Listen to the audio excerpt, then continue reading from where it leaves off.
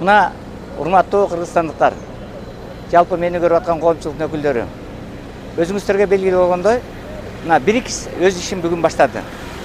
БРИКСке толук кандуу 10 өлкө мүчө болуп эсептелет. Ошонун ичинен Иран ислам мамлекети да БРИКСке мүчө болуп эсептелет. Мына ушул Иран ислам мамлекетине 13 июнда Израиль мамлекети кол салды. Ага чейин Америка менен Ирандын ортосунда мамлекеттик делегациялар сүйлөшүүсү болуп аткан, тынчтык сүйлөшүү. Алар бир келишимге кол коймок.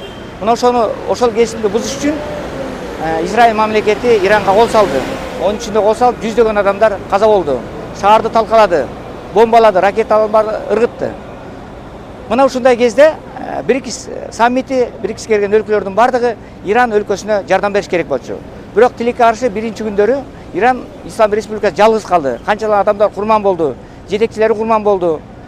Ядролук куралдарды иштеп чыккан ядерщик окумуштуулар курман болушту. Мына ушундай оор кездерде БРИКС мамлекети жардам бере алган жок тилекке каршы. Бирок андан кийин дагы жакшы нерселер болду. Кытай Республикасынын өкүлү, жетекчиси Си Цзиньпин мырза дагы, Россия Федерациясынын президенти Владимир Путин дагы ошо Иран Республикасынын тышкы иштер министри Аббас Аракчини кабыл алып, куралдык жактан, башка ракеталык жактан жардам берүү боюнча чечим кабыл алды. Бирок ушунун баары кеч болуп атат. Иран канчалаган азап тартты. Мына ошон үчүн бүгүнкү саммиттен сунушум ушу БРИКСке толук кандуу мүчө болгон өлкөлөргө, кандай бир башка өлкөлөр кол салса, анда баардыгы биригип ошол өлкөгө жардам берүү. Мына ушул сунушту мен киргизер элем.